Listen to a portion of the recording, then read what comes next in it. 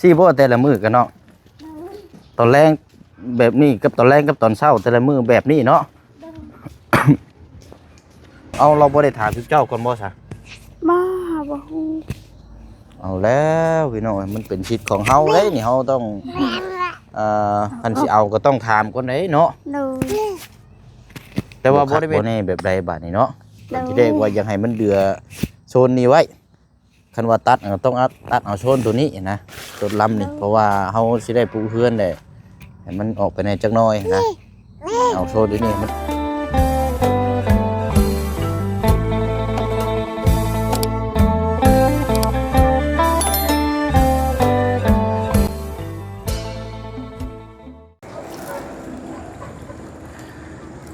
เอาพี่น้องเนาะมาพบมาเจอกันบรรยากาศยามเช้า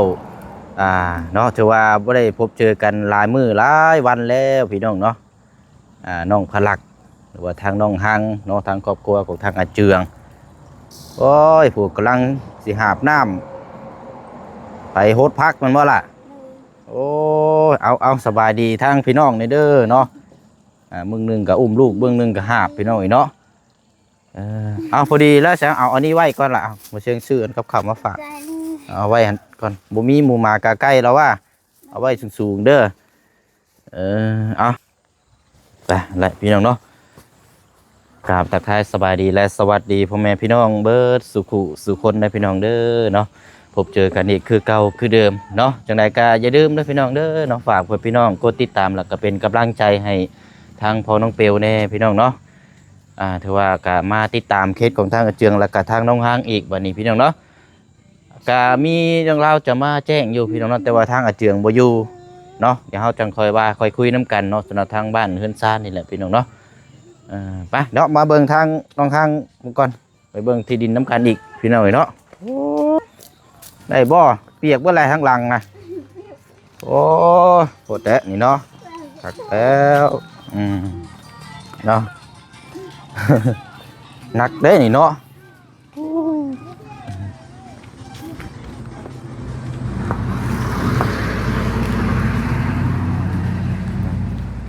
กำลังสิหาบน้ำไปฮดของปลูกของพังอยู่ที่ดินแปลงไม้แต่ว่ามาพบเจอพอดีเลยเบิ่ง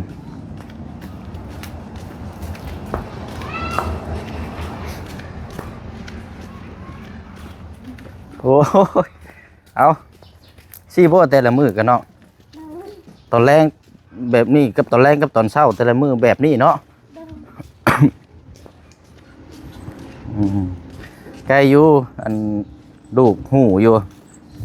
เราบอนอันนี้บ่ดื้อบ่ซน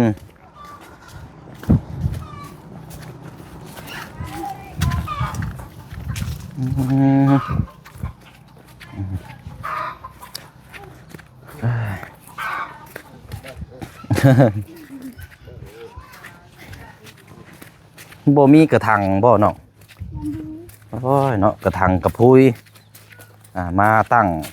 ไว้แต่มาติ๊กใช้ให้มันเต็ม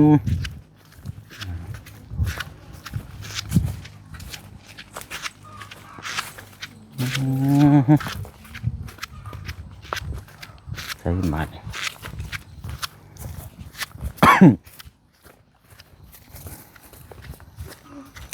คึมๆเนาะฝุ่นอากาศกันโอ้กูดลงไหลทางนี้เนาะได้อยู่น้อยนึง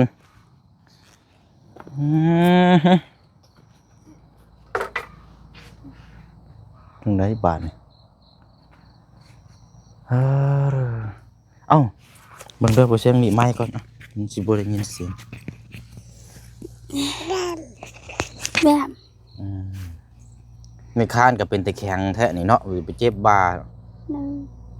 โอ้นี่เริ่มงามแล้วเนี่ยหากี่ฝุ่นมาใส่มีอยู่บ่น้องงัวกี่ควายข้างในพวกนั้นมาใส่ยังสีเขียวเดี๋ยวได้นี่โอ้อันเป็นยังก่อไผ่ตัดเอาอีกบ่นี่หาบ่จักไผ่ตัดนี่มาเจืองบ่เจ้าของที่ดินนะบ่โอ้ตัดเอาจริงสิก็ มันก็บ่เหลือหยังแล้วบัดนี้เนาะ โดย อ๋อแสดงว่าเพิ่นเราตัดเอาอันเป็นไม้เส้นเอาไปอันนี้บ่ โดย ไปใช้งานบ่ โดยไปเฮ็ดเชิญพัก เอาเราบ่ได้ถามทุกเจ้าก่อนบ่ซะ บ่บ่ฮู้ เอาแล้วพี่น้องมันเป็นสิทธิ์ของเฮาเด้นี่เฮาต้องคันสิเอาก็ต้องถามก่อนเด้เนาะ โดย แต่ว่าบ่ได้เป็นชุมเจ้าบ่ถามนะชุมเจ้าบ่ได้ตัดบ่ บ่เฮาบ่ได้ตัด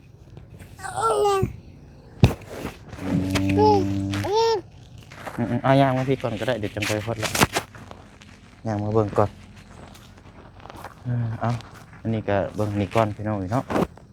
เสาไม้ก็จักข้างในแล้วว่ามันแปลงมาเถอะนี่เนาะ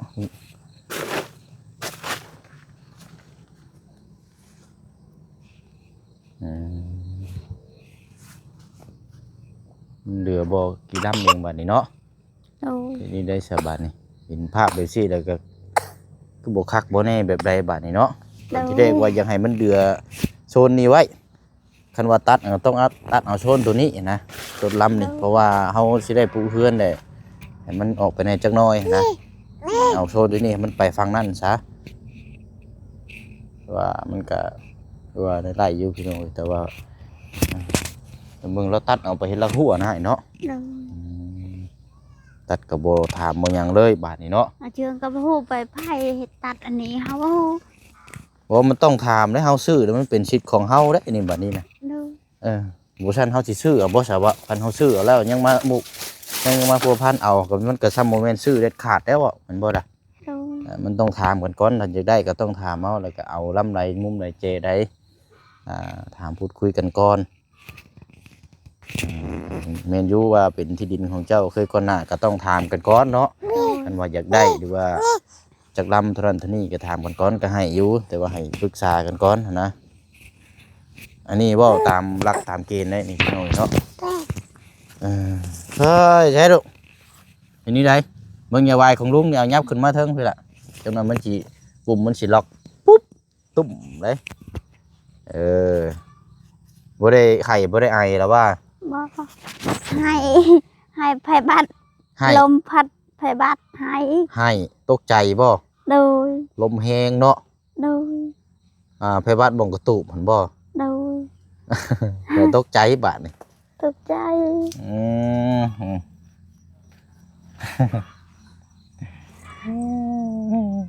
เบิ่งให้เราเบิ่งกล้องก่อนจังหน่อยเลยนี่เฮ้ยนี่เห็นว่ายิ้มอยู่ฮะยิ้มอยู่ตั้งใจเบิ่งนะไผเด้สิว่าเด้อเนาะ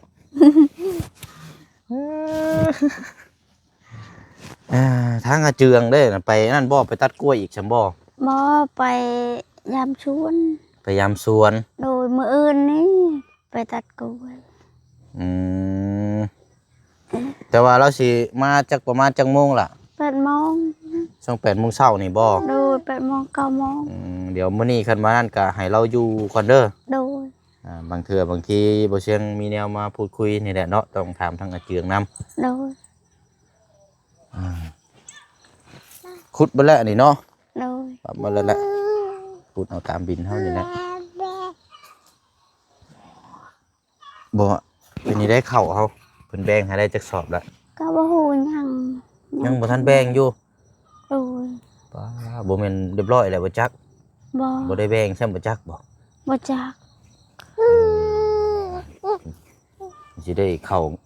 ไม่กินอยู่บ่ซะนี่อ้าว คือว่าเฮ็ดแล้วแต่หึงเนาะ โดย เอาเบิ่งน้ำกันเนาะรุ่นน้ำกันอีก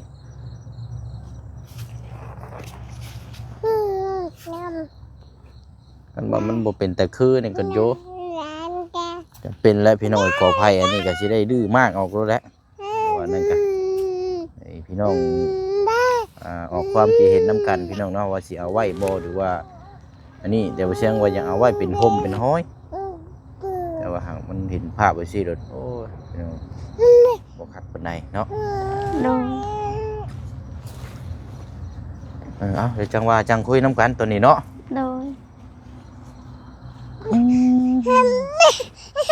โอ้ ไปรถพักรถหญ้ารถดุยเลย แอวอะไรเนี่ยนี่เดี๋ยวก็ได้กินแล้วนี่เบิ่งดีๆแล้วล่ะเด้อ โอ้ มันออกบ่ได้ได้นี่หลอกคงหลอกแค่นี่เด้นี่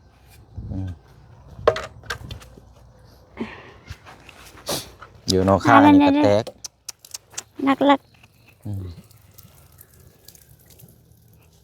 มัดดีบ่ล่ะเสือกนะเสือกน้ำบาเจ้านะ มัดดี บ่ตั้งขึ้นเจ้าก็จะก้มร้ายคนน้อยไง เออ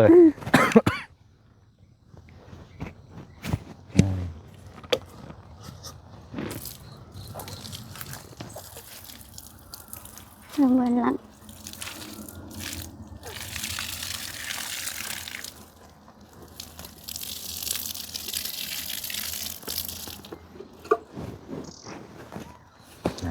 เบิ่งเนาะ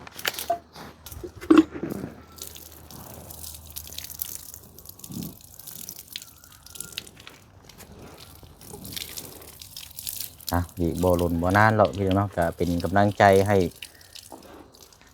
ในตอนนี้ก็ยังที่ดินยังว่างเปล่าอยู่ยังโล่งอยู่เนาะยังบ่เห็นภาพที่ความคืบหน้าอยู่ตามเบิ่งนำกันถ้าคนใดคนหนึ่งปะนี่ก็เรียบร้อยได้นี่พี่น้องเนาะมีความก้าวหน้าได้แล้วเนาะ โอ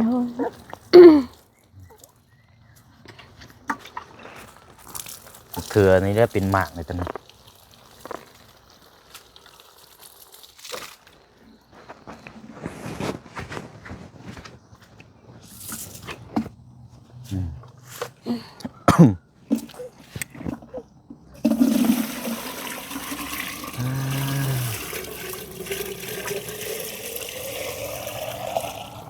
ส่วนนี่เป็นส่วนของไผ่น้อง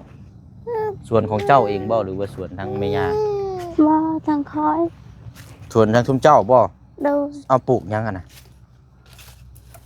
ปลูก ปลูกยังอยู่สวนนะ บ่มี บ่มีหยังบ่ ดู แต่ว่าไปซื่อ ดู ๆอืม กี่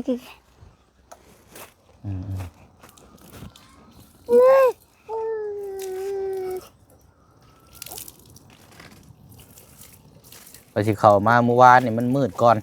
ดู มอบรถให้น้องสอนอยู่มันมืดก็ได้บ่ไหวพี่น้องเอ้ยมันมืดพดอันนี้นั่นก็ยังบ่ทันอยู่หน้ามันค่ำไว้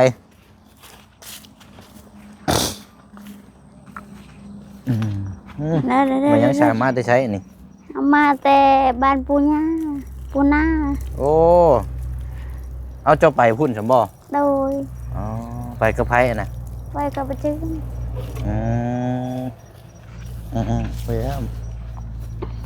คุณมวงนี่ได้ดูได้ดีๆตัวนี้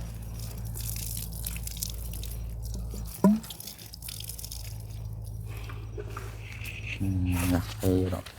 ฝนบ่ได้ตกน้ำบ่เนาะ คุณโต๊ะ ถ้าฝนตกอยู่เนาะ ดู นี่แล้วสิ8 โมงมันโมแมนเด้ตัวนี้มัน8 โมงปลายเลย 9 โมง 10 โมงยังเห็นนะ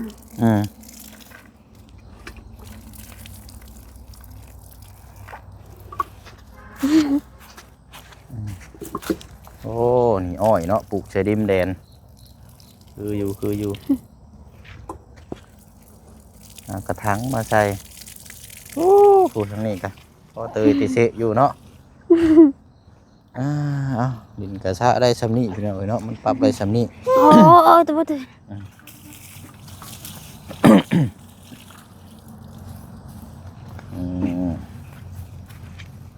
ไปนั่งอยู่เตียงพุทธก้อนบ้านนี่เอาคู่ยังไปพุทธก้อนก็ได้นั่งอบรมตามกันก่อนจังหน่อย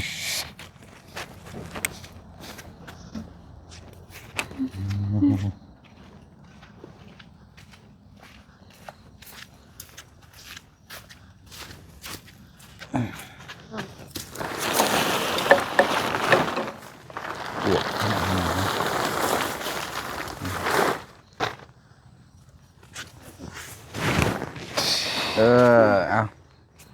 นอนบ่เอากอมนอนด้วย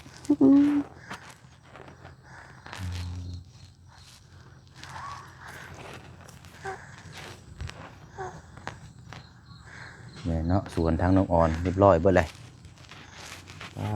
โตพี่น้องเอ้ยเราขุดปลูกมันเดี๋ยวจังหามันมาปลูกได้ขุดไว้ก่อนเนาะ โดย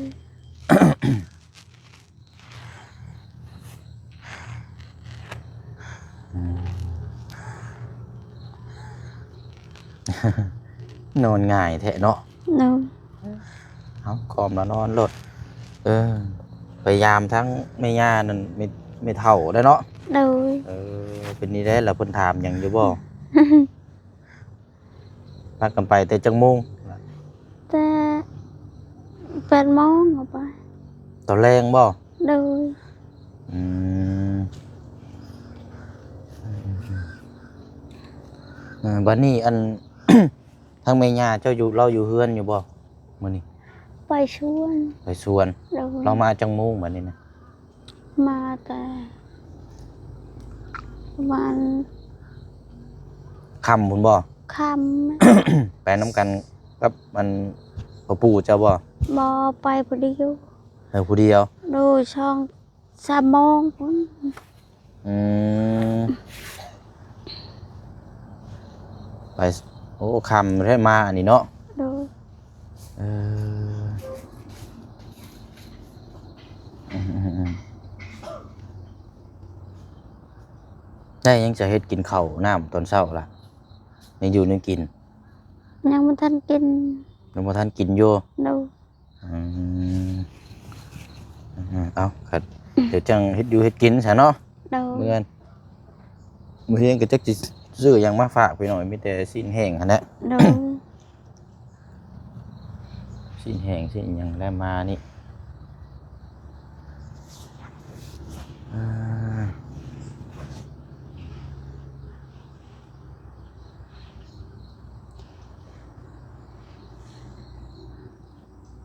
ถ้าสิให้ยกย้ายมาปลุกกระตุกอยู่นี่นอนอยู่นี่สิได้อยู่ดอกป้าเนาะ ก็สิได้ เนาะ ดู เพราะว่าเบิ่งเฮือนนี่ก็ช่วงสีนานไล่นะเบิ่ง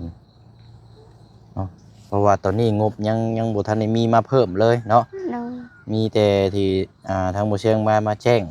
มื้อนั้นแหละเนาะ ดู นี่ก็ตอนนี้มีงบอยู่กับอะไรพี่น้องบ่เชียงแจ้งมื้อน่ะมีอยู่17 ล้านบ่ประมาณนี้แหละ เพราะว่าเงินบาทก็17,000เงินกีบก็5,640,000อะไรตามเรทตามอันนี้เบิ่งก่อนถ้าว่ามันเรทมันพุ่งก็สิเอาเงินบาทแลกไว้ ดู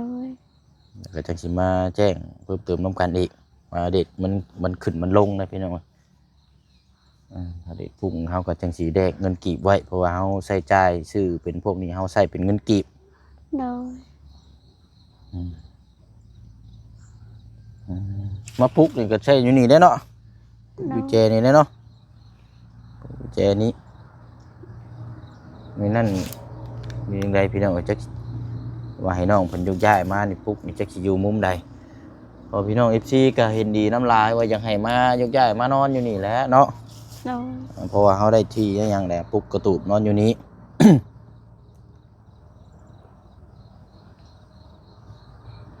เดี๋ยวมันก็อยากห่างจากเพื่อนนี่เนี่ยจังน้อยเนาะ ดู นี่จังน้อย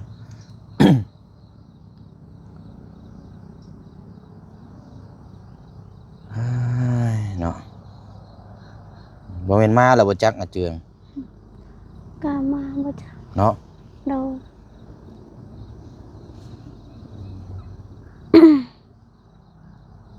ติดตามเบิ่งน้ำกันนี่แหละพี่น้อยเนาะมีหยังก็เฮ็ดไปก่อนนั่นแหละบัดนี้ อืม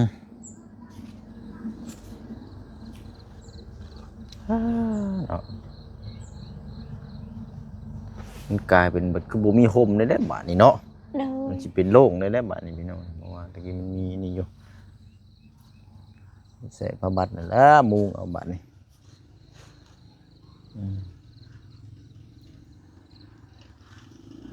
นอนเลยเรียบร้อยเลย ดู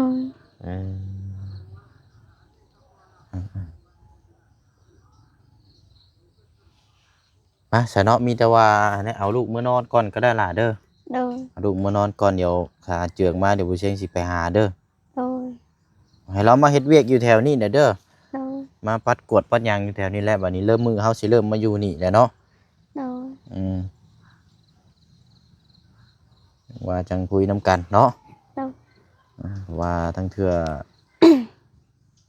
ถ้ามีการเฮ็ดเวียกเฮ็ดงานก็แค่แน่เฮาอยู่นี่เลยเนาะ โดย ไปซะเด้อน้องเด้ออ่ะอยู่ดีมีแฮง สบายดี เอาเดี๋ยวมีหยังเพิ่มเติมเดี๋ยวทางบ่เชียงมาแจ้งอันนี้เอาไม้มาให้อันเลยไปอันนี้เอาตั้งพลักมือนี่ก็ได้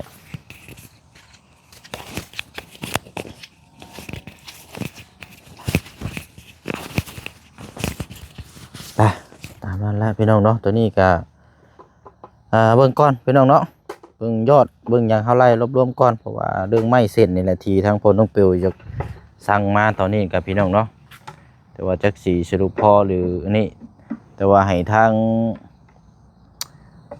พอสร้างเนาะที่เฮ็ดเฮือนน้องไม้น้องทายนี่แหละพี่น้องเนาะให้เพิ่นไล่ว่าสิไม้จักโตเท่านั้นเท่านี้แล้วก็สิส่งให้ทางผู้เพิ่นขายไม้ว่าเพิ่นสิคิดเงินออกมาเท่าใดเพราะว่ายอดเฮาก็มีอยู่ตามที่เฮาแจ้งไปนี่แหละพี่น้องเนาะมันสิใช้หน้า15อะไรพวกนี้พี่น้องเนาะ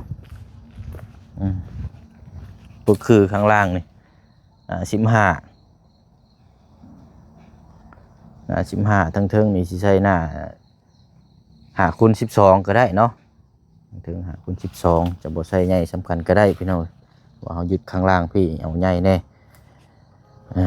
ไปอันนั้นเนาะเดี๋ยวจังว่าจังคุยน้ำกันเนาะทั้งอาเจืองบ่อยู่ซ้ำพี่น้องเนาะโอ้ย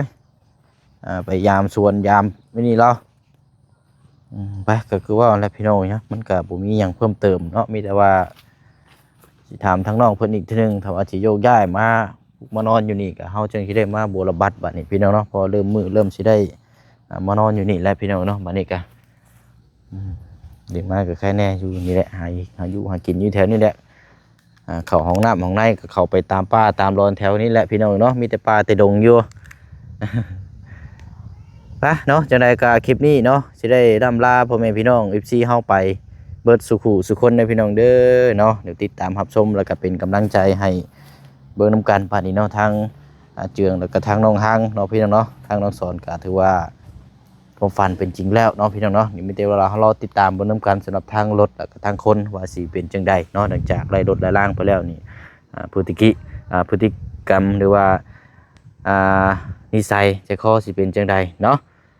อย่างไรก็อย่าลืมฝากไว้พี่น้องเป็นกำลังใจนะพี่น้องเด้อเนาะกดติดตามแล้วก็เป็นกำลังใจทั้งพ่อน้องเปียวในพี่น้องเนาะเบิ่งแย่งน้ำกันพี่น้องเอ้ย